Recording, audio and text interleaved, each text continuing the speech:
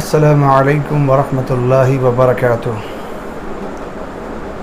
الحمد للہ رب العالمین والصلاة والسلام علی نبینا محمد وعلی آلہ واصحابہ اجمعین، اما بعد فاعوذ باللہ من الشیطان الرجیم، بسم اللہ الرحمن الرحیم۔ اللہ لا الہ الا هو الحی القیوم لا تأخذہ سنۃ ولا نوم لہ ما فی السماوات وما فی الارض من ذا الذي يشفع عنده إلا بإذنه يعلم ما بين أيديهم وما خلفهم ولا يحيطون بشيء من علمه إلا بما شاء وسع كرسيه السماوات والأرض ولا يئوده حفظهما وهو العلي العظيم۔ حضرات، آیت الکرسی کے تعلق سے ہماری گفتگو چل رہی تھی۔ یہ ہمارا اس پر تیسرا ویڈیو ہے۔ اس ویڈیو میں ہم آیت الکرسی کے معنی، اس کے مطلب، مفہوم کے تعلق سے بات کریں گے۔ آیت الکرسی میں اللہ تعالیٰ کی کم و بیش 10 صفات کا ذکر ہے۔ اللہ تعالیٰ نے آیت الکرسی میں اپنی پہچان کروائی، اپنی معرفت کروائی۔ اس کے پہلے حصے کے تعلق سے ہم پچھلے ویڈیو میں گفتگو کر چکے ہیں کہ اللہ تعالیٰ نے جو آیت الکرسی کی شروعات کی، اللہ لا الہ الا ہو، یعنی اللہ وہ ہے جس کے سوا کوئی عبادت کے لائق نہیں۔ حضرات، یہ آیت الکرسی کی شروعات کا جو پہلا جملہ ہے، قرآن کی تقریباً 7 آیتوں میں اللہ تعالیٰ نے جملے کا ذکر فرمایا، اور الفاظ کے پھیر بدل کے ساتھ قرآن میں کئی مقامات پر اسی مضمون کو اللہ نے ذکر کیا کہ اللہ وہ مالک ہے کہ جس کے سوا کوئی عبادت کے لائق نہیں۔ جس وقت قرآن اتر رہا تھا، ہمارے نبی صلی اللہ علیہ وسلم کے دور کے وہ لوگ جن کو کافر و مشرک کہا گیا، وہ اللہ کو رب، مالک، خالق، زندگی اور موت دینے والا، روزی روٹی دینے والا مانتے تھے۔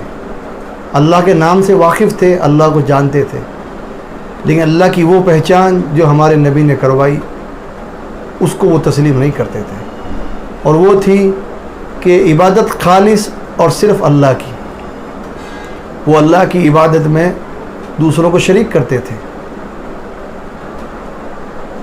اصل چیز یہ نہیں ہے کہ ایک بندہ اللہ کو رب مان لے، خالق، مالک، زندگی اور موت دینے والا مان لے، یہ وہ لوگ بھی مانتے تھے۔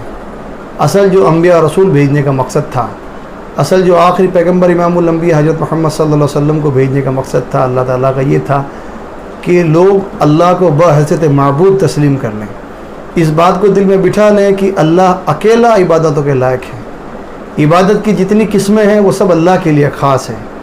نماز ہو، روزہ ہو، حج ہو، زکوٰۃ ہو، صدقہ و خیرات ہو، نذر و نیاز ہو، دعا و مناجات ہو، پکار و امداد کے لیے کسی کو پکارنا ہو، یہ سارے کے سارے کام اللہ رب العالمین کے لیے خاص ہیں۔ تو اللہ کو بحیثیت معبود مانا جائے، بحیثیت معبود پہچانا جائے، اللہ تعالیٰ کا یہ مقصد ہے۔ آیت الکرسی کے پہلے جملے میں اللہ نے فرمایا کہ اللہ وہ ہے جس کے سوا کوئی عبادت کے لائق نہیں۔ اب اس کے بعد 9 صفات اگر آپ غور کریں جو اللہ نے ذکر کیا آیت الکرسی میں، وہ ساری اس پہلے جملے سے میل کھاتی ہیں، اور اس پہلے جملے کو تقویت اور طاقت پہنچاتی ہے، اور اس کی دلیلیں دیتی ہے کہ اللہ معبود کیوں ہے۔ مثال کے طور پر اللہ نے فرمایا الحی القیوم، اللہ حی و قیوم ہے۔ اللہ لا الہ الا هو الحی القیوم، یعنی وہ زندہ ہے اور پوری کائنات کو تھامے ہوئے ہیں۔ الحی القیوم، یہ اللہ کے 2 نام ہیں۔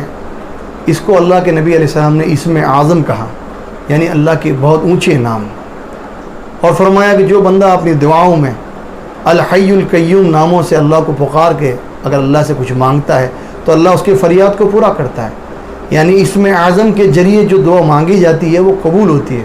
اسی لیے دعا کرنے بیٹھیں تو اللہ سے اس طرح کہیں یا حیو یا قیوم، اے زندہ و جاوید ہستی، اے کل کائنات کو تھامنے والے۔ حی اس کا ذکر بھی قرآن میں کئی مقامات ہیں، یعنی زندہ، اور اللہ رب العالمین کی زندگی کیسی ہے؟ اللہ کی زندگی جاتی اور دائمی ہے، ہمیشہ سے تھی، ہمیشہ ہے، کسی کی عطا ہی نہیں ہے۔ اللہ رب العالمین زندگی اور موت کا مالک ہے اور ہمیشہ سے زندہ ہے۔ اللہ تعالیٰ نے سورہ فرقان میں فرمایا وَتَوَكَّلْ عَلَى الْحَيِّ الَّذِي لَا يَمُوتُ، اور بھروسہ کرو اس اللہ پر، اس زندہ جاوید ہستی پر، امید لگاؤ اس سے جس کو موت نہیں آنی ہے۔ اور قیوم یعنی تھامنے والا، خود قائم اور کل کائنات کو پیدا کر کے، اس کے رزق کا انتظام کر کے، اس کے بندوبست، تمام چیزوں کا بندوبست کر کے اس کو تھامے ہوئے ہیں۔ لا تأخذہ سنۃ ولا نوم، اس کو نہ اونگ آتی ہے نہ نیند آتی ہے۔ اونگ اور نیند یہ غفلت کی چیزیں ہیں، یہ مخلوق کے ساتھ خاص ہے۔ آدمی جب اونگ آتی ہے، جب آدمی کو یا نیند آتی ہے کسی، تو وہ کسی بھی چیز کے لائق نہیں رہتا اور غفلت اس پر طاری ہو جاتی ہے، کوئی چیز کو یاد نہیں رہتی اونگ اور نیند کے اندر۔ اللہ تعالیٰ اس عیب سے پاک ہے۔ اللہ کل کائنات کو چلا رہا بغیر اونگ آئے، بغیر نیند آئے، نہ اس کو اونگ آتی ہے نہ نیند آتی۔ مخلوقات کے لیے روزی اور ان کے جینے کے سامان کا بندوبست کرنے میں وہ کسی طرح سے غافل نہیں ہے، کسی غفلت کا شکار نہیں ہوتا، اسے نہ اونگ آتی نہ نیند آتی ہے۔ لا تأخذہ سنۃ ولا نوم لہ ما فی السماوات وما فی الارض، جو کچھ ہے زمین و آسمان میں ان سب چیزوں کا مالک اللہ ہے۔ ساری چیزیں اللہ کی ملکیت میں ہیں، کوئی چیز اس کی ملکیت سے باہر نہیں ہے۔ لہ ما فی السماوات وما فی الارض۔ اب اس سے اندازہ لگائیے کہ جو مالک ہے اس مالک کی عبادت ہونی چاہیے، اور اس اللہ کے سوا ساری چیزیں مملوک اور مخلوق ہے، تو مملوک جو ہوتی ہے اور مخلوق جو ہوتی ہے اس کی عبادت کر کے بندہ اپنے آپ کو ذلیل کرتا ہے۔ اسی لیے کہا ضعف الطالب والمطلوب، کمزور ہے جو مانگ رہا ہے اور وہ بھی کمزور ہے جس سے مانگا جا رہا ہے۔ مملوک کمزور ہوتی ہے، مخلوق کمزور ہوتی ہے، پیدا کرنے والا خالق جو ہے وہ کمزور نہیں ہے، وہ کسی چیز سے غافل نہیں ہے۔ زمین و آسمان کی تمام چیزیں کی ملکیت اس کے پاس ہے۔ لہ ما فی السماوات وما فی الارض من ذا الذی یشفع عنده الا باذنہ، کون ہے جو اس کے سامنے سفارش کر سکے سوائے اس کے جس کو وہ اجازت دے۔ عقیدہ سفارش، اللہ کے رسول صلی اللہ علیہ وسلم کے دور میں جو مشرک اور کافر تھے، جو اللہ کو مانتے تھے، باوجود اس کے وہ اللہ کے شرک کرتے تھے، اور ان کا یہ عقیدہ تھا۔ سورہ زمر میں، سورہ یونس کے اندر اور کئی صورتوں میں اللہ نے ان کے عقیدے کو بیان فرمایا کہ وہ لوگ جن کی عبادت کرتے تھے ان کے تعلق سے کہتے ما نعبدہم الا لیقربونا الی اللہ زلفی، وہ ہمارے نبی کو کہتے تھے ارے ہم ان کی عبادت تھوڑی کرتے ہیں، ہم ان کو اللہ تھوڑی کہتے ہیں، ان کو مالک تھوڑی کہتے ہیں، ہم ان کی عبادت نہیں، ما نعبدہم، ہم ان کی عبادت نہیں کرتے، یہ تو ہمیں اللہ کے قریب کرنے والے لوگ ہیں۔ وہ عقیدہ رکھتے تھے کہ یہ ہماری سفارش اللہ کے یہاں کریں گے، یہ اللہ کے یہاں ہماری کسی بات کو پہنچائیں گے، اسی لیے ہم ان کے پاس جاتے ہیں، ان سے امیدیں لگاتے ہیں، اور کچھ عبادت کی قسم ان کے لیے خاص کرتے ہیں، ان کے نام کا جانور ذبح کرتے ہیں۔ قرآن میں الگ الگ مقامات پہ سب چیزیں موجود ہیں۔ اللہ نے ان کے رد میں کہا کون ہے جو اللہ کے سامنے سفارش کر سکے اس کی اجازت کے بغیر؟ قیامت کے دن کوئی کسی کو یاد نہ رکھے گا، سب نفسی نفسی کے عالم میں ہوں گے، کوئی کسی کی سفارش نہیں کرے گا۔ اللہ رب العالمین فرمایا قل للہ شفاعت جمیعا، سورہ زمر میں فرمایا اے نبی آپ ان سے کہیے کہ ساری کی ساری سفارشیں اللہ کے لیے، ان کا مالک اللہ ہے، اللہ جس کو چاہے گا، جس کے لیے چاہے گا اجازت کا حکم دے گا۔ اللہ تعالیٰ نے اپنے نبی کو اجازت کا اختیار دیا۔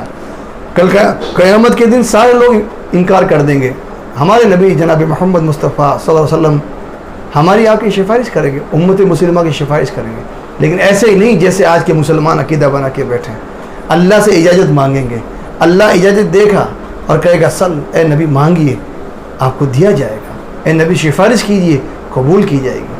ہمارے نبی کو اللہ نے سفارش کا حق دیا ہے، لیکن سفارش صرف ان لوگوں کے حق میں ہوگی جن کے لیے اللہ چاہے گا، اللہ جن سے راضی ہوگا ان گنہگاروں کے لیے اللہ تعالیٰ اپنے نبی سے کہے گا ان کی سفارش کرو۔ اس کے سوا سفارش کے جو عقیدے مسلمانوں نے پال رکھے ہیں یہ ہو مشرکین مکہ جیسے عقیدے ہیں۔ مشرکین مکہ ہی کہتے تھے کہ ہم ہؤلاء شفعاؤنا عند اللہ، ہم ان کی سفارش، ہم ان کی اس لیے عبادت کرتے ہیں، اس لیے ان کو پکارتے ہیں ان بتوں کو کہ یہ ہماری اللہ کے یہاں سفارش کریں گے۔ اللہ کا سبحانہ و تعالی عما یشرکون، اللہ ان کے شرک کرنے سے پاک ہے. اللہ کے مرضی کے بغیر کوئی اللہ کے سامنے کھڑا نہیں ہو پائے گا میرے بھائیوں دوستوں. پھر اگلی آیت میں اللہ نے فرمایا یعلم ما بین ایدیہم وما خلفہم، وہ جانتا ہے جو کچھ تمہارے آگے ہے اور جو کچھ تمہارے پیچھے ہے. یعنی اللہ سے کوئی بات چھپی بھی نہیں ہے. وہ اللہ ایسا ہے کہ اس ہر بات سے خبیر ہے، وہ باخبر ہے. 7 سمندر کے نیچے جو مخلوق تیرتی ہے اس کے بارے میں بھی اللہ جانتا ہے اور اس کے رزق کا انتظام کرتا ہے. 7 آسمانوں کے اوپر جو مخلوق ہے اللہ اس کے تعلق سے بھی سب جانتا ہے، اس کی سب چیزوں سے واقف ہے. دلوں کے بھید، عالم بذات الصدور اس کی ذات ہے، دلوں میں جو بھید ہیں اللہ ان کو بھی جانتا ہے، کوئی چیز اسے چھپ نہیں سکتی. آگے اللہ نے فرمایا وَلَا يُحِيطُونَ بِشَيْءٍ مِّنْ عِلْمِهِ إِلَّا بِمَا شَاءَ، کوئی احاطہ نہیں کر سکتا، کوئی ادراک نہیں کر سکتا اس کے علم میں سے سوائے اس کے جس کو اللہ عطا کر دے. یعنی اللہ کی ذات کا علم یا خود اللہ کا علم جو اللہ کے پاس ہے، اس علم کو کوئی گھیر نہیں سکتا، اس علم میں سے کوئی لے نہیں سکتا، اس کا کوئی ادراک نہیں کر سکتا.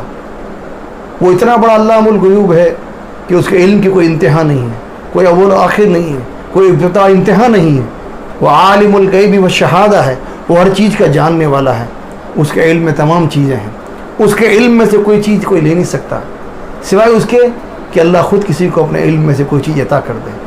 اور اللہ تعالیٰ نبیوں اور رسولوں کو سورہ جن میں جو اللہ نے فرمایا اللہ تعالیٰ نبیوں اور رسولوں کو اپنے علم میں سے چیزیں عطا کرتا ہے، وہ اس لیے تاکہ نبی اور رسول اس چیز کو اپنی امت تک پہنچا سکیں، اپنی رسالت کو سچا منوا سکیں. اصل علام الغیوب عالم الغیب اللہ کی ذات ہے. اللہ تعالیٰ نے اس مضمون کو قرآن میں 20 جگہ اللہ تعالیٰ نے فرمایا کہ اللہ کے سوا کوئی عالم الغیب نہیں ہے. اللہ کے سوا کئی مقامات پہ اللہ نے اپنے آخری حبیب نبی محترم جناب محمد مصطفیٰ صلی اللہ علیہ وسلم کی زبانی کہلوایا کہ نبی آپ ان سے کہہ دو کہ میں علم غیب نہیں رکھتا. کوئی بھی نبی علم غیب نہیں رکھتا، بس ہمیں اتنا علم جتنا اللہ نے دیا ہے اور وہ علم بھی ہم نے تم تک پہنچا دیا تاکہ تم لوگ اس پہ عمل کر کے کامیابی حاصل کر سکو. اللہ نے فرمایا وَلَا يُحِيطُونَ بِشَيْءٍ مِّنْ عِلْمِهِ إِلَّا بِمَا شَاءَ وَسِعَ كُرْسِيُّهُ السَّمَاوَاتِ وَالْأَرْضِ،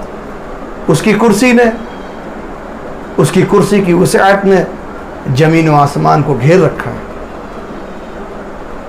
اس کی کرسی، اس کی وسعت، یہ ایسی چیزیں ہیں میرے بھائیوں دوستوں اللہ تعالیٰ کے اسماء و صفات کے ساتھ جڑی ہوئی کہ جن کے تعلق سے اہل سنت والجماعت کا شروع سے عقیدہ ہے کہ اللہ تعالیٰ کے اسماء و صفات کے تعلق سے ایک انسان کا، ایک مسلمان کا عقیدہ یہ ہونا چاہیے کہ جو اللہ تعالیٰ نے قرآن کے اندر کہہ دیا، جو اس کے نبی پاک محترم نے صلی اللہ علیہ وسلم نے کہہ دیا، آدمی اس کے ظاہری معنی پر ایمان رکھے، نہ اس کی تفصیل کرے، نہ اس کی تعویل کرے، نہ اس کی کیفیت کو بیان کرے، نہ اس کی تمثیل دے، اس کی مثال دے. جیسا کھلا معنی اس کا موجود ہے اس پر ایمان رکھے اور اصل حقیقی معنی کی طرف اللہ کی طرف لوٹا دے بات کو. وسیع کرسی ہو، اس کی کرسی نے، اس کی کرسی کی وسعت نے زمین آسمان کو گھیر رکھا ہے. کئی علماء نے کرسی سے مراد اللہ کی بادشاہی لی ہے کہ اللہ کی بادشاہی نے زمین آسمان کو گھیر رکھا. کئی نے اللہ کی قدرت، کئی علماء نے اللہ کی قدرت اور اس کی بادشاہت، اس کا علم ان چیزوں سے کی ہے. ہم کہتے ہیں اس کی کرسی نے، اس کی کرسی کی وسعت نے زمین و آسمان کو گھیر رکھا ہے. ولا یعودہ حفظہما، اور وہ اللہ ایسا ہے کہ ان کی حفاظت میں، ان کی انتظام کرنے میں، دنیا آخرت کے نظام کو چلانے میں وہ کبھی تھکتا نہیں ہے. کائنات کی حفاظت کرتے ہوئے کبھی وہ تھکتا نہیں ہے، یہ اس کی صفات ہے. ولا یعودہ حفظہما وہو العلی العظیم، وہ بڑا علی بلند مرتبے والا اور وہ بڑا مہان عظیم مرتبے والا ہے. یہ آیت الکرسی کی مختصر تفسیر اور اس کا مفہوم آپ کے سامنے رکھا گیا. اللہ تعالیٰ سے دعا ہے کہ اللہ ہمیں اپنی حقیقی اور سچی پہچان کروا دے. اللہ تعالیٰ ہمیں توحید سمجھنے کی توفیق عطا فرما دے. اللہ ہمیں نبی سے محبت کرنے کی توفیق عطا فرما دے اور جب تک دنیا میں زندہ رکھے ایمان اسلام پہ زندہ رکھے اور موت کے بعد اللہ رب العالمین ہمیں نبی کا ساتھ نصیب فرمائے اور ہمارے گناہوں کو بخش دے. آمین. تقبل یا رب العالمین. وما علینا الا البلاغ المبین. السلام علیکم ورحمۃ اللہ وبرکاتہ.